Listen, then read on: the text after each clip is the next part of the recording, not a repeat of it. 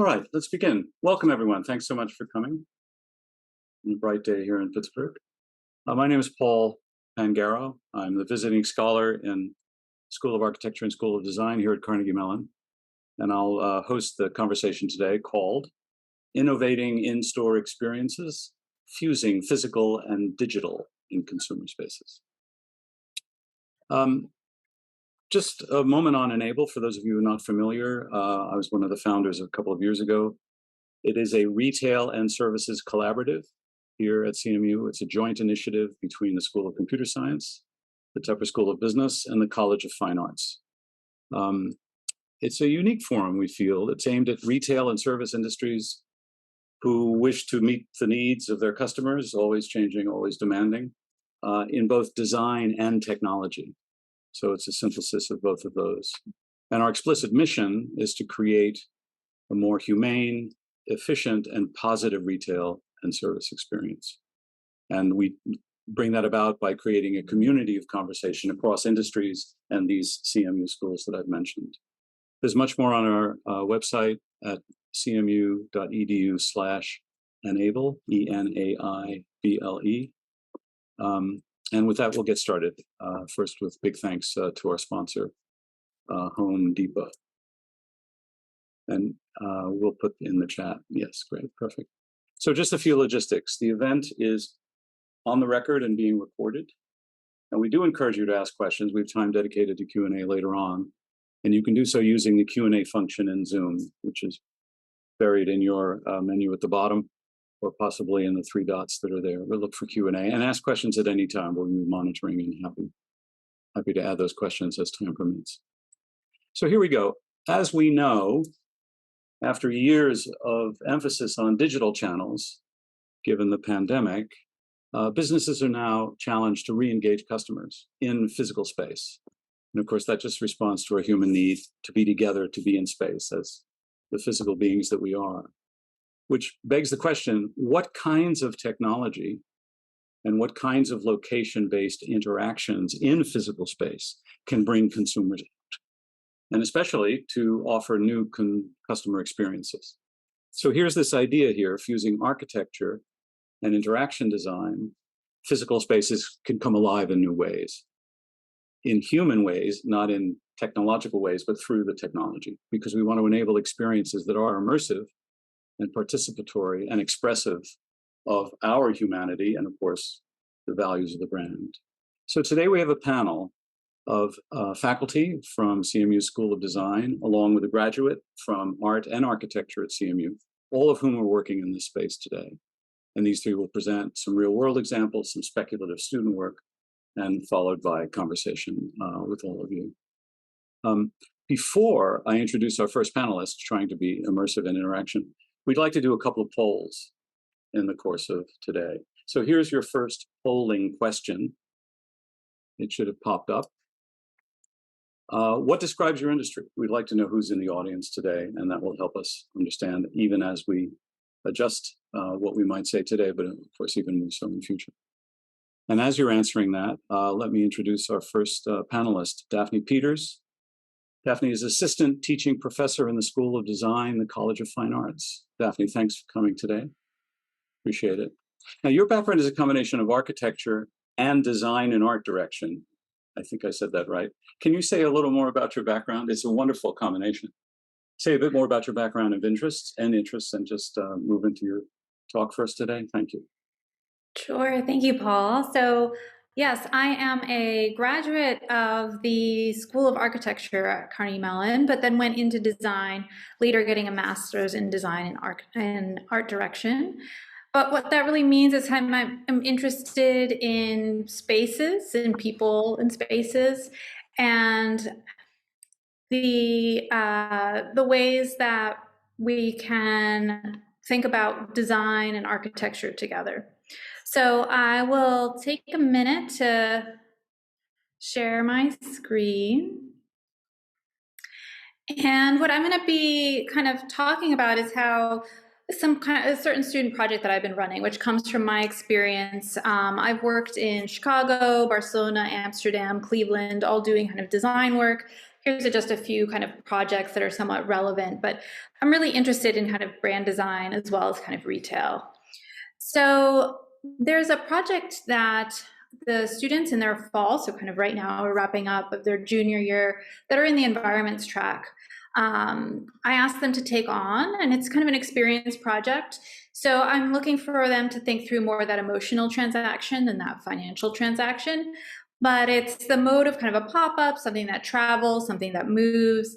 I'm asking them to think through how it can be multi-sensory, how can they think about immersion, tactility, and participatory, words too that Paul used. So how can it be engaging? How can I not just feel that I'm a spectator, but I'm really involved? So it kind of can be summed up by, I'm asking them to think through storytelling, kind of the particular client, speculative client they're assigned, their identity, essence, personality, what kind of messages would they want to speak to, the interactions between people in those spaces, people and objects, people in the environment, technology, and then they have to give it form, its shape, its scale, material, lighting. So saying that you really need to do all of those things and have them work together to have kind of an impact. And I'm going to talk through 4 pieces of projects today, focusing on this idea of ways that students are thinking about the connection between people and technology in these spaces. So just to give you an example of some of the things that are on their mind and things that they're thinking about as they think through kind of brands and the way brands talk to them and others. So the first is Rachel and Jackie. They were assigned Rent the Runway, which is a brand that kind of has a different model of clothing. So their goal was to change the mindset, meaning that renting clothes is somehow strange, and really focusing on the emotional experience of wearing clothes rather than it being about kind of the physicality of the actual clothes itself. And their kind of big idea concept was a kind of movie premiere that you would go to related to the garments. But I'm going to talk about kind of a piece of it that they decided to have on the outside. So they were looking around at things happening on social media and augmented reality in the way that you can now kind of virtually try on like these digital sneakers and digital clothes. And he thought maybe there's a way to leverage that for Rent the Runway. So people could scroll through different outfits and then kind of seemingly stand behind a logo wall, kind of wear these outfits in augmented reality, have their picture taken so they can share them. So it's kind of about you kind of assuming this role in the way that the clothes can kind of put you in a new mindset. And they were also, again, ways that students are taking what they see in social media and bringing it into their work. Here's another kind of digital agency, Digital Modella, that has these clothes that they're kind of animated of them kind of walking, but with no model. So they thought, this also could work for something like Rent the Runway, where it's not about the model. It's really about the clothes and the story of the clothes. So this is the backside where it's all of these kind of clothes moving. So again, taking the ways that they're taking the things they see and transferring them into their projects. Another example is Richard, who is assigned Chobani, and he decided he wanted to make it a story about their oat milk and their kind of more sustainable initiatives. And he was thinking, how can he use kind of generative interactive art? And his experience involves this kind of outdoor, what he calls a dance floor. This uses kind of projection, but it's also interactive. So as people walk around this kind of floor, it changes, moves.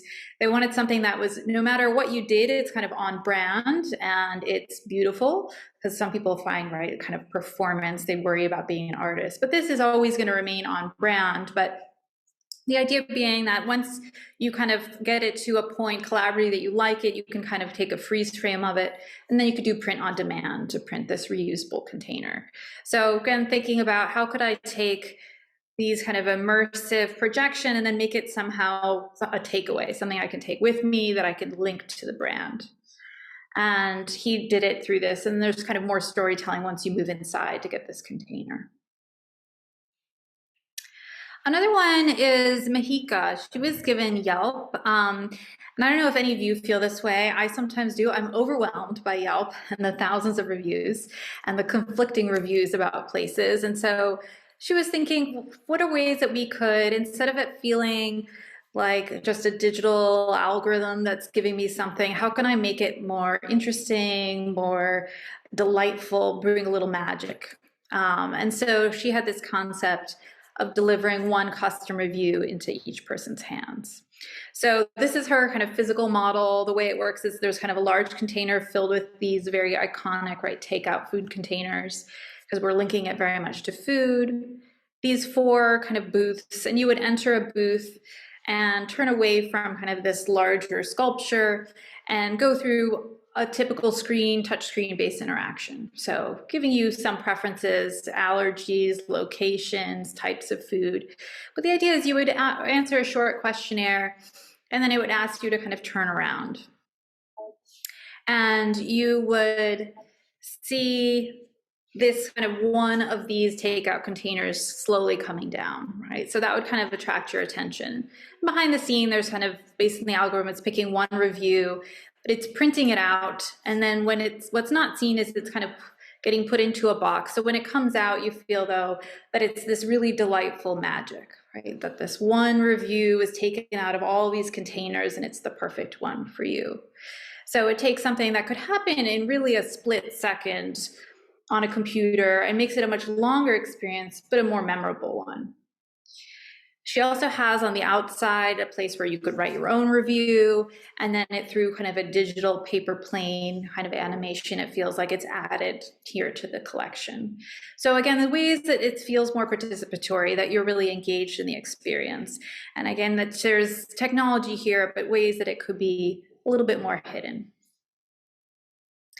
And then the final one I want to talk to you about is one that's Luca and Yash are working on right now, and they're really thinking about immersive projection and spatial interactions. How could they bring some of these stories to life through technology?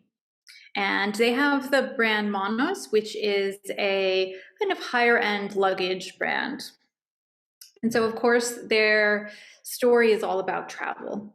And in the lower left-hand corner, you can see kind of a rough floor plan of the space. So there's places where you can have that kind of more typical interaction where you might be testing out the luggage, pulling it, using it, touching it, feeling it.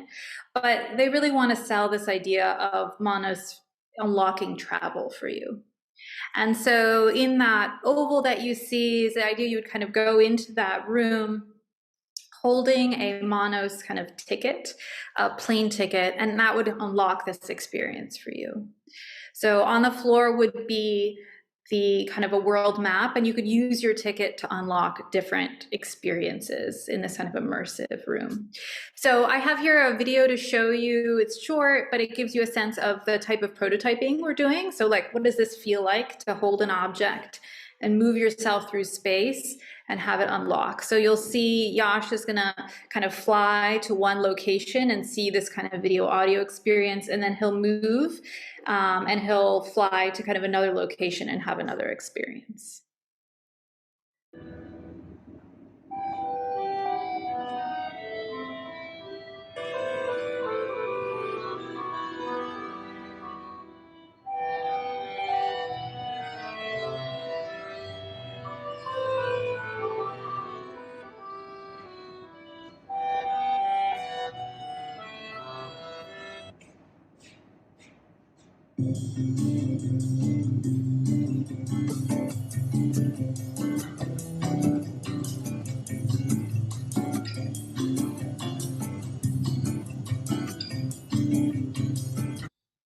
So it gives you an idea of them prototyping what this could kind of experience could feel like. So again, in these projects, these are just pieces of larger projects that I'm sharing with you. They're thinking through how do they leverage storytelling and technology and kind of participatory interactions. And they're hoping to inspire loyalty for a brand, kind of educate people maybe about what the brand cares about, such as in the Chobani's case, really kind of engage this target audience. And fostering those emotional connections between people and brands, saying, how do I make them feel that this is a brand that differentiates itself, that stands for something, etc. And as we keep kind of evolving this project, we're thinking about additional ways to push students in service prototyping, kind of the journeys, the flows, as well as that interaction prototyping like you just saw. So we have more and more capabilities for students to be able to test out some of these ideas and see where they can go with them. I'll pass it back to you, Paul. These are great, Daphne. Actually, I want to hold on to you for a minute. These are really immersive and participatory. I think you really nailed that one. I do want to hold on to you for a second for a question, but first we'll put the next poll question such that we can be as participatory as possible here on Zoom. We're trying to get a sense of where your organization is now in its use of interactive technology, particularly in a retail setting, but really in whatever setting you're in. And I'll let that poll question stand while Daphne. The obvious question, I think, is everyone's walking around with technologies in their pocket, right? Everybody has a phone. How does that play in here? Is it an obvious thing to use? Are there consequences of using them? What's your feeling about mobile phones in immersive and participatory spaces? Yeah, there's definitely a reason to use them in the sense you say, well, they're so powerful. There's so much that can be done with them. And there are some retailers that are really trying to leverage, Target comes to mind, of you in the space, they want you using their app and they're kind of encouraging you to use it as a way of kind of gathering data too. But you'll see that a lot of students end up in these projects shying away from it because they do recognize that you can easily be sucked into other entertainment that's available, into social media, that the minute it's kind of an interface between you and your phone, the rest of the world kind of falls away. Or then I'm comparison shopping and trying to find the best deal. So while there are, I think, ways of leveraging it, there are some kind of pitfalls too, if you're really trying to get people in the moment to have kind of experience and go on a journey with you. Great, thank you. Thank you very much, Daphne. So we'll move now on to our next speaker, Claire Henschker, whose title is Design Strategist at the lab at Rockwell Group, which I'd love to hear a little more about. Claire is here for that reason, but also because she holds a Bachelor of Fine Arts from CMU's School of Art, and also, I love this, a Master of Tangible Interaction Design from CMU's School of Architecture. What a great title for a master's degree. Claire, thanks so much for coming back to us today and sharing the work. Can you tell us a bit about yourself and your role, and of course all the other wonderful work you're doing? Please, over to you.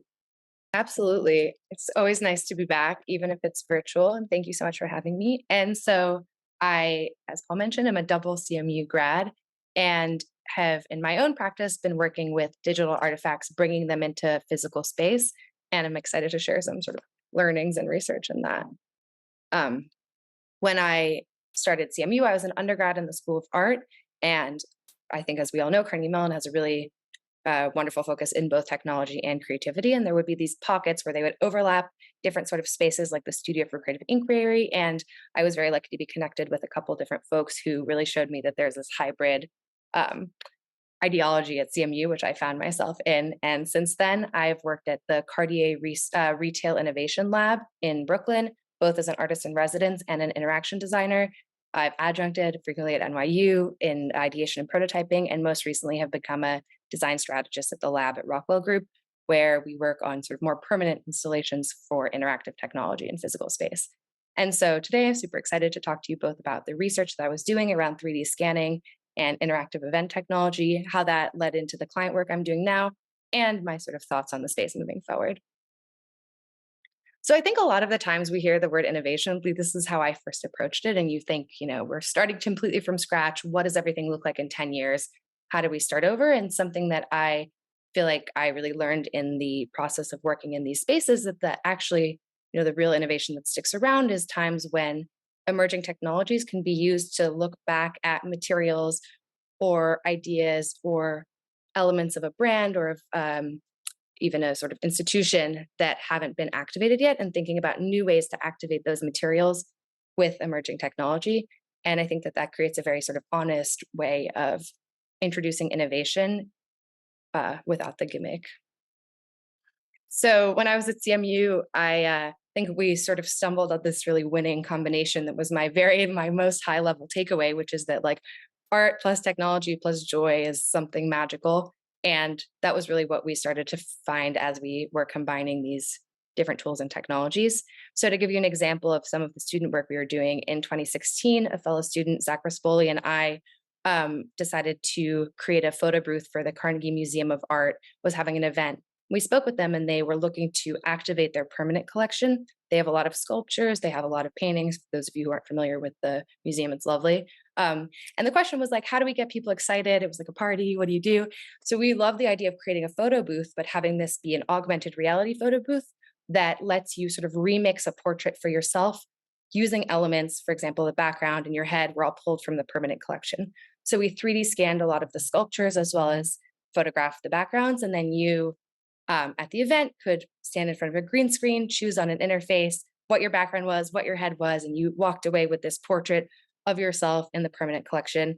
And I think it really was just a very sort of joyful interaction because of the sort of both seriousness and silliness of what we were working with. After graduation, I think a challenge a lot of us experience is how does this translate into client work? What does this look like in a space that's maybe more brand focused? I started working at the Cartier Retail Innovation Lab in Brooklyn, who had just formulated this artist in residence model. I think what was really lucky at the time is that they weren't sure either what this model looks like in practice. So we together got to really explore the role of an artist or of a creative, essentially like within a more commercial or more corporate space. And so what ended up coming out of that was realizing that there's sort of a benefit to bringing in a creative outside perspective and sort of letting them root around inside and presenting something going forward. So I started by, talking to lots of people, asking where the coolest sort of pockets of this company were, and found out very quickly that in Paris, they had this archive of plaster casts from the 1900s. And so when the jewelry company first started trying to essentially document the process of jewelry making, they were taking pictures for sales, but they were also trying to document the design motifs they were using. And so one way they started doing this is they started making plaster molds, essentially taking a finished piece of jewelry, putting it in a mold and using that relief as a way of storing information about pieces that now don't exist anymore. So this was super exciting to me. And the question of how do you leverage these sort of pieces in a retail space hadn't been a question that they had asked themselves because they're behind lock and key, they're super fragile. There was sort of no reason to ever have them engage with the public. And so in comes the new technology element here, which is 3D scanning. Maybe the sort of reproductions of these pieces are the sort of the facsimile becomes tangible, to quote a tangible interaction design moment here, because it's not the real one. Suddenly it can be touched. It's the precious information, but not the precious piece. And that was a way of introducing these to the public. So just to walk you a little bit through the technology here, we started with the plaster artifacts. We used a blue light 3D scanner to create like a 0.05 resolution scans of these digital pieces, which were then reconstructed, 3D printed, and reproduced in a way that was almost identical to the real piece, except they were now infinitely reproducible. So what was really fantastic about this process is you start to really get into the joy and the understanding of how this is being made because you have the original sketch, you have the original plaster cast, and suddenly you can hold it in your hand and start to track the lineage of these stones or of these pieces through time. So we had an event where I presented the work I had been doing and laid out both the original sketches and the prints. And people were able to sort of match and see that, oh, this thing I'm touching, this is the original sketch for it. While these pieces don't exist anymore, they're over 100 years old. The sort of first thought and the last impression can be put together, and suddenly you're much more engaged in the process. And the idea was, how do you take this and make this public facing? Is it a pop-up? Is it something guests can do when they come into the store? After my artist in residence time, I was asked to stay on as an interaction designer. And this is really wonderful because I got more insight into the sort of operational needs of the store, one of which was how to deal with wait times, specifically with young people. So they were having this problem where people were like, my kids, and we're waiting, and what do we do? And so the opportunity was, how can we create something for families to do while they wait that actually like evokes the same joy that I started feeling when I was rooting around these archives, because it really is this like behind the scenes, almost like Museum of Natural History. Like, how is this getting made? It's kind of amazing. And so I'm a big fan of coloring books or the sort of like, what do people do all day? I can't remember the name of the author. I have to come back to that. But essentially, we decided to make an interactive coloring book. But what was special about this coloring book is not only does it depict the process of a watch being made that was based on very real research, hidden within this coloring book are elements of a watch that when you color those in and you use an app to scan the watch or to scan the page, you can try on this watch that's been sort of made for you by these Panthers in this book. And so just to show you some video of that process, you have your coloring book here. You have an iPad app. And so this was put into the store in the waiting areas. They would have both the app and the coloring books available. And a sticker would be the augmented reality tracker. And then suddenly this watch that you colored in would appear. I think just to sort of close out, looking forward, I think this sort of, while it's both wonderful to have joyful experiences, it also is sort of valuable to a brand in this age of algorithms and AI. There's real value in creating sort of interesting experiences for people. You have this cycle of consumers engaging with content online, eventually have to leave the house, have an experience that's meaningful to them in person, document it, share it, and then these same systems that are boosting content online want to essentially do the sort of brand development for you by sharing it out. And so you get this sort of loop of like beneficial creativity, essentially. And so you can see this in everything from the Nike store, who will frequently like display prototypes or create these installations that really show people sort of behind the scenes look into how things are made, and the augmented reality mirrors that you can find in everything from like makeup stores to specific designers who will partner with artists to create these experiences that people want to capture, they want to take pictures of, they want to share. Everyone's saving money on marketing and advertising. It's sort of a mutually beneficial system. So with that, I want to thank you so much for your time. And Paul, I'll give it back to you. Thank you, Claire. Can I get one of those watches? I want one. A virtual one? Yeah, absolutely. Virtual watch. I love that. Again, we'll put a poll for the audience to bring in some participation, and you've seen the polls as they come along with their results. But Claire, I want to hold on to you again for a minute here. Like Daphne, your story is about brand reinforcement. Maybe that's not the right word. Brand values, brand identity, they're at the fore. And each of you are using technology, not for technology's sake, but rather to tell the story of the brand.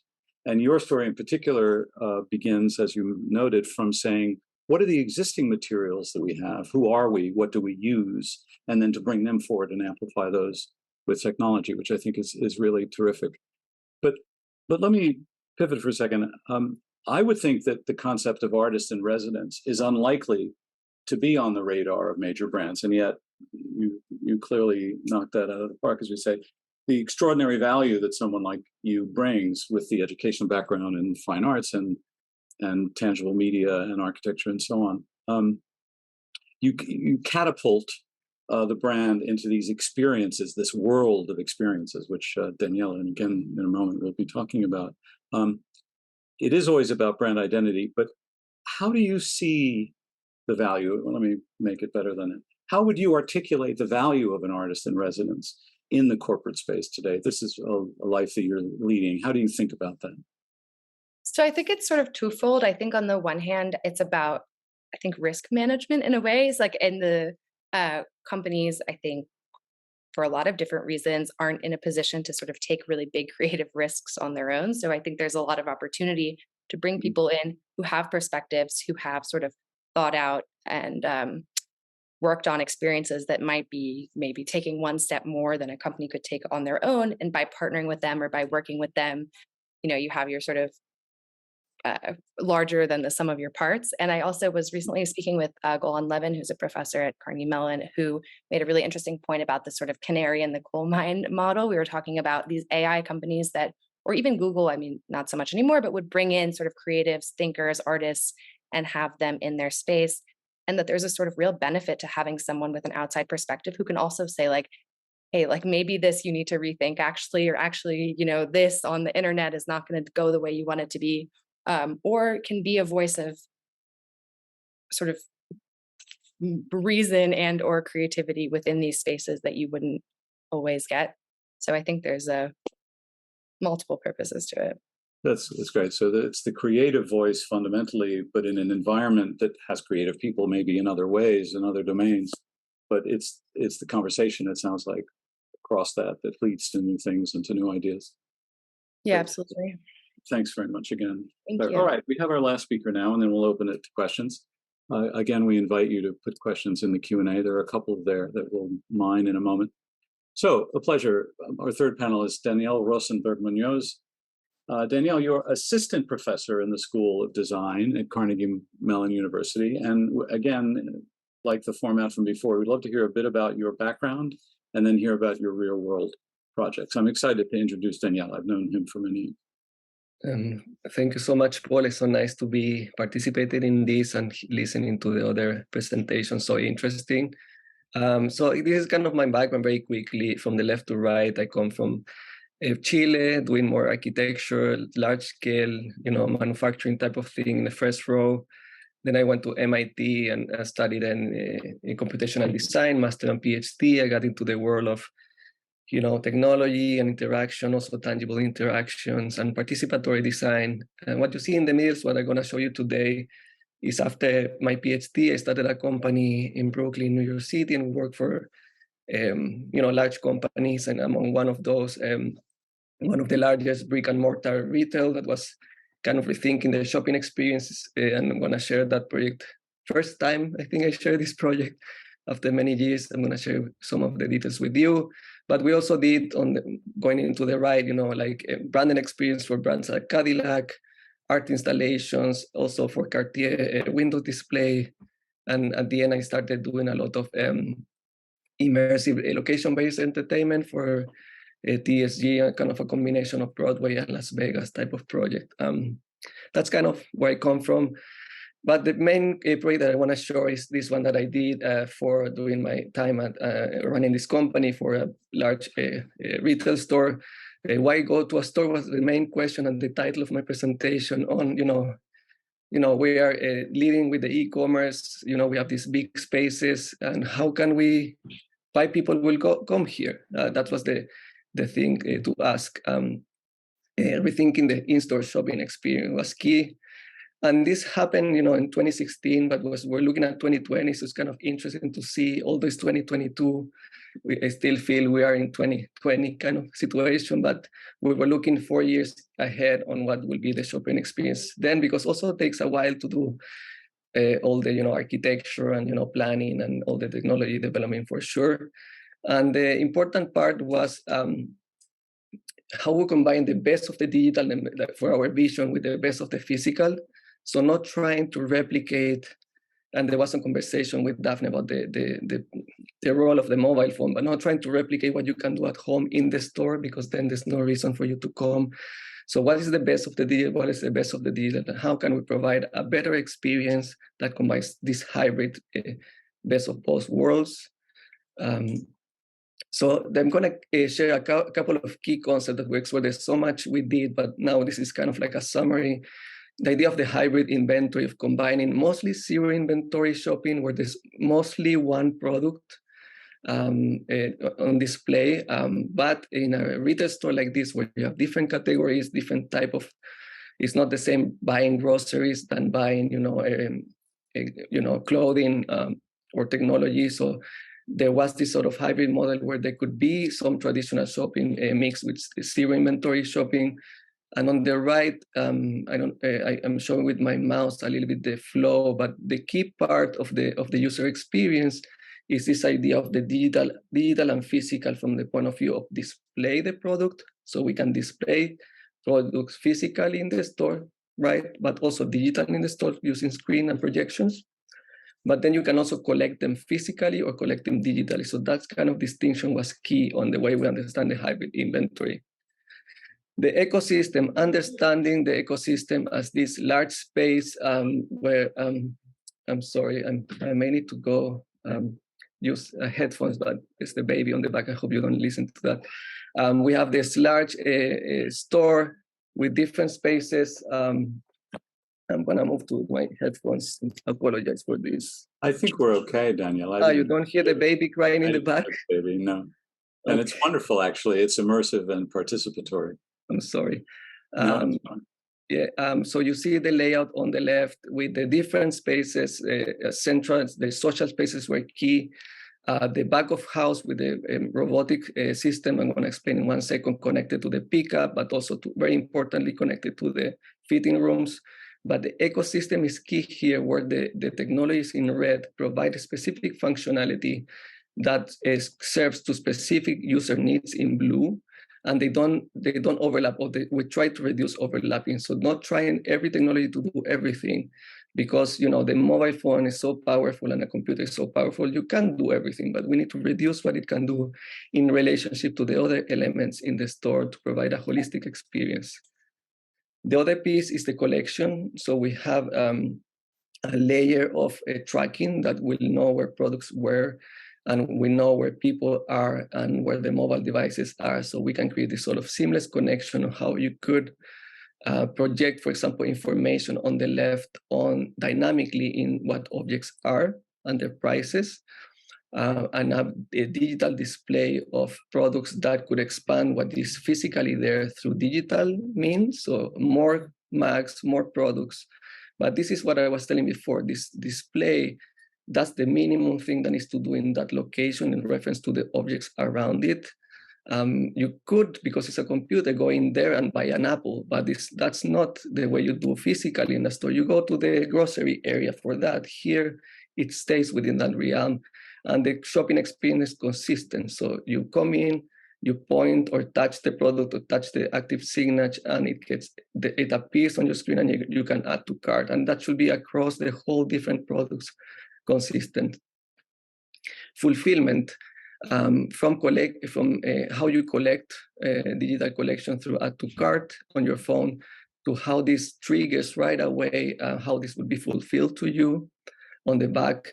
We went with a model of a collaboration between automation and people, because we wanted the last moment of connection where you get a product to you comes from a person and not from the technology. A lot of this technology are trying just to create a closer connection between people, between guest and host in the concept of this store, and then how this is finally picked up or delivered to you through different means that are open to you and flexible. For example, drive-through or pickup, or even delivery directly to your home. But all these technologies that I show you were the core technologies, fulfillment, add to cart, all. But then we realized that there was differences between departments, and we developed a bunch of different specialized technologies that will also include a whimsical component and a connection with the brand in different ways. For example, for media displays, this tangible system for to browse through racks, the way you will browse in a record store, but each one of these is a screen that you can play content and also add to cart. Fitting room are really important. As you're choosing a piece of clothing, you can ask it to be brought to you directly from the back of a house, and it's a person that knocks in your door and give it to you. Projected play, you can bring activate objects that don't have technology through projection and sound, creating interesting experiences for people. And this was a lot of this work that we did both for this company for 2 years. And it came to the point of building this project, and the company changed their direction and closed most of their innovation efforts, so that project was not fulfilled. But a lot of the learnings that I had, I'm applying now through my research and teaching here at Carnegie Mellon. And we're looking, now it's just as an exercise, exploring what will be, at that time we were looking 4 years ahead. What are 4 years ahead now? I'm developing this lab where we are adding tracking technology and also to know where things are and where people are, but also more importantly, developing a three-dimensional projection and sound into objects in the room. On the left is the typical understanding of technology, where we're trying to add hardware into objects like your mobile phone or IoT. But on the right, and that is, I think, is very appropriate for places like retail, is that you instrumentalize the room, and the building tracks people, track things that don't have technology in them, and can through projection project sound or visualizations into the space. I'm building this system now. I'm focusing first on the sound. So this is an array of speakers that can generate three-dimensional sound on top of objects moving in space. Those objects don't need to have any hardware on them. And on the next slide, I'm going to show you a video that we're documenting. And if you have headphones, that would be wonderful because you're going to immerse yourself into what that sounds like. But I'm going to describe it after the fact as well. But basically, this is a Coke. You see a bottle that doesn't have any hardware in it. As you pick it up, it produces sound. The sound is emerging from the object. So there's no hardware in the object. You are tracking in real time what the object is and placing a sound on the object. So Miles here is wearing headphones, but not for the sound, because it's just his recording with binaural audio to get the record the dimensional sound, filling the space. But you don't need headphones for this experience.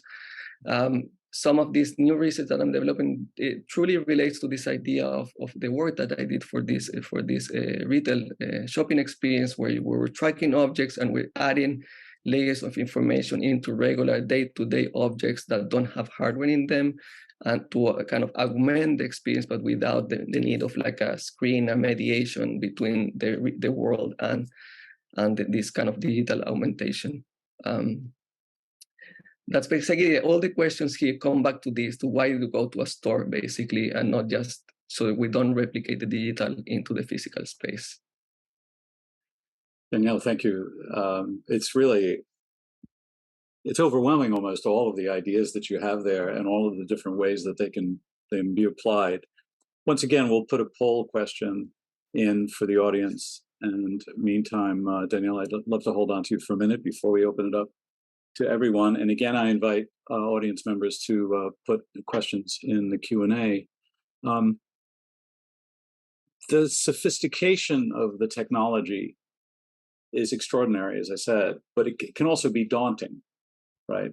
I saw from the prior poll that 75% of our attendees here are either in leadership or engaged in dealing with new tech for the purposes that our entire panel is for. So we have a very, very strong audience who's interested in these things. What was your experience in getting your clients, Danielle, started in these things? How can companies that are not involved in it begin with this otherwise overwhelming feeling that there are so many possibilities and so much tech involved? What's the first question? How do you start? Yeah, sorry, it was overwhelming. I have to cut a lot of stuff, but I think one of the key things that is actually so simple is to kind of inquire the technology. Almost a lot of this is less technology. It's like there is the temptation always to add more functionality to these devices because they can, and you can turn any screen, any computer in the space to do everything that you want, to browse for everything, to find all the information about everything in the world. So a lot of the time is more about like helping these clients to realize, okay, what do we want to happen in this area, what do we need, and how can we support it with this technology? And that actually will be less technology than what actually that technology can do.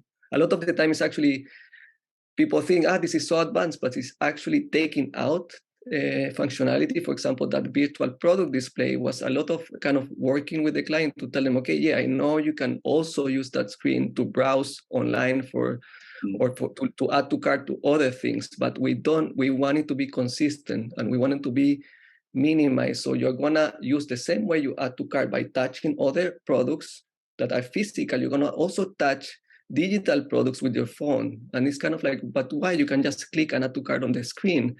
No, but we want it to be the same and create a simple interaction. So almost a lot of it is trying to kind of bring back the technology to the core, what it needs to happen in the context, especially in retail where things are different in different areas. Otherwise, yeah, why you go to a store if you can do that on your phone? You can just do it. There's no point. So I will say, although it feels overwhelming at too much, a lot of it, I would say like 85% is about trying to cut things from what computers can do more than add, and integrate them together that they provide a holistic thing. So it becomes complex because they complement each other. But at the core of what the technology it is quite simple. I love that. So you've really turned my question upside down, and you've said instead of thinking of it as a complex technology, think of it as a simplification of what you need doing. And again, I would say, as we bring Daphne and Claire back in, it's about what are the brand values? How does the participation and the immersion bring people into an experience which emphasizes those values and ultimately leads to loyalty and so on and so forth. And if I can add one more thing, I'm sorry, there's also the idea of the time scale of like this project in the 4 years. So we tend to think about what we can do now. And a lot of these things, you can do them and you can do them in the 80s, even the thing that I'm showing is, but you have 4 years of development. This project takes some time of research and development, and it's, I guess, like working with that anxiety of what can be done now versus what we were gonna, and it takes time because you need to be, in this project, we needed, actually technology was much faster. You need to kind of get the permits to build a building, it's like take 4 years of getting that construction up to, for people to come into the store. So there is the time to kind of develop this thing. And the technology is integrated into the space, so it doesn't connect to like the individual devices. The individual devices are gonna keep changing much faster, and it's not up to us to know what that's gonna be. But the ones in the infrastructure are more in control. Great. So we have one question from the audience that I'll take in a minute. I want to broaden it out and then invite others to ask Q&A if ask some questions if we have it. Again, the question is, how do you start in a way that is consistent within the brand promise? And how then do you proceed? So that's the broadest umbrella here for perhaps what we might have our discussion to be. Scott in particular, though, asks, what kind of customer or user research did you begin with in your ideation? So I'm trying to ask two questions at once. How do you start, but also where's the research beginning? And I wonder if someone would like to answer that. Daphne, please. I'll say from the student side, what I'm asking them to do before we get started is to spend a week answering. I give them 20 questions about the brand and saying, what can you learn? Who can you talk to? What do they feel about it? What did they hear about? What are their thoughts? We also ask them to scour reviews and comments to get a feeling for what's out there, what's kind of the sentiment. So there is some kind of first person, depending on if it's a brand that they know or their friends know or their family members know. Can they gather that kind of first person information? Can they go visit it if there's one nearby? But also, yeah, mining kind of the data that's already out there to see if that can give them ideas of what maybe negative perceptions are out there that they can try and counter, or what are some kind of positive perceptions out there that they can reinforce in the storytelling. Great. Claire, what would your answer be? I have to admit, I was just replying to Scott, so you're going to have to tell me one more time because the same question. So the same question, which is, how do you start with customer user research to begin an ideation process? But you can also answer more broadly. Okay, good. That was the same question I was answering as I was typing. Exactly. I think so. Something we were just talking about is that I think there's a really big need for customer research, especially on the testing side of things, because you basically have like a hypothetical solution until you determine whether or not it's been beneficial, and getting that from clients is really helpful. The start of a couple of the research projects I showed became the we're like kickstarted by interviews with employees or with people who had worked there for a while, who were giving me sort of essentially like anecdotal experiences they had that helped highlight needs. A issue I have run into sometimes with certain brands, and I think friends of mine who work in the same field have mentioned this as well, is that there's sometimes resistance on the side of the brand to ask guests for their opinion once something has gone live or has sort of been put out, because I think there's this fear that you want to like pull back the curtain, but not actually, like that somehow undermines the sort of legitimacy of the work you've done if you give people the chance to comment on it. And so I'm not sure how I feel about that. I feel like I could imagine it sort of going either way, but that has been a sort of an interesting conversation I've been a part of a few times. Good. We have poll question number 4, which has come up, which talks about the relative interests. I won't to try to paraphrase it, but I will copy it because I'm interested in our own future research. We have just a couple of minutes left. Would any one of the panels like to make a comment about where we've been? And then I'll close out with a few closing remarks. Anything? Shall we go in reverse order? Danielle, anything that you didn't cover that you'd like to spend a minute on? Any final comments? Putting you on the spot. Yeah, I wanted to also say something about what Scott is asking and reflect on what Right. he said here about like the testing coming maybe as a way to test ideas more than to come up with them. And this is more like being honest about the way at least we operated at that company, with a vision-driven approach where we were not waiting for people to tell us what they need in a way. We were kind of maybe working intuitively or through our backgrounds. But that was also pretty informed. Very soon we realized how informed the client was about. They knew so much. So working with them closely gave us a lot of kind of that direction that then through the user testing you can like test and see and learn and of course iterate to make it better. But the ideas will not come from getting, at least in this approach, and there are others completely valid, but here was kind of like, move through our own kind of vision, and then through the work with the client, finding the common ground and then testing it. Great. Daphne, any closing thoughts? I'll say from kind of the teaching student perspective, I think what's interesting is that students are definitely thinking about ways that brands are leveraging technology, and it does change their perception of a brand, and often in positive ways. There have definitely been times when they see certain kind of media campaigns that involve technology that they feel fall flat, but there does seem to be a sentiment that they're interested in brands that are trying, that are seeing what they could do, even if it's short term, it's experimental. So I saw in one of those polls, there are a lot of you that are kind of trying some of these technologies, and I would say that's a very specific demographic of these college students. They sometimes think they're the only demographic, but it is something that is landing for them, that they're taking note of the things that they see, to Claire's point, of things that gets shared, that is something that reinforces for the brand's kind of storytelling around innovation, around kind of not staying in one space, but continuing to come up with new ideas. Wonderful. Thank you. Claire, you're the newest of us all here in the sense that you're in the world the soonest. Any final comment?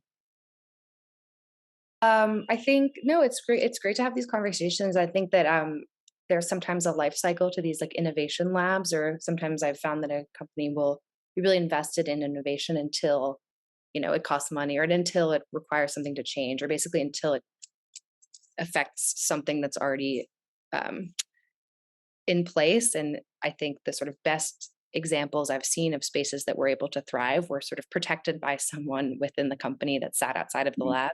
So I think I would definitely just advocate for, anyone who, maybe if you're not even in a position to start a lab, or that's not your wheelhouse, being an advocate for that, I think also just goes a really long way. Wonderful. Thank you. Thanks to all our panelists. Let me just share a slide and make a few final comments. Thank you all attendees who have come. If you're interested in learning more about ENAiBLE, in particular in reference to School of Design or our panelists today, you can reach out to Chris Kissel at ENAiBLE, ENAiBLE, at cmu.edu. And we look forward to continuing the conversations with the College of Fine Arts and especially our further colleagues from the School of Architecture, because there'll be a presentation in May. But we're doing presentations and events on a regular basis, and we invite you to join as an attendee, as you have, or even to become a sponsor. Again, you can reach out to ENAiBLE at cmu.edu and ask about that. That's the most intense way of being engaged with the campus. And our thanks to everyone also, especially those behind the scenes, back of house, as we say, Andrew, Laura, Aaron, and others. And finally, a word of thanks to our sponsor, the Home Depot. And with that, we wish you the best. Thank you very much. Bye-bye.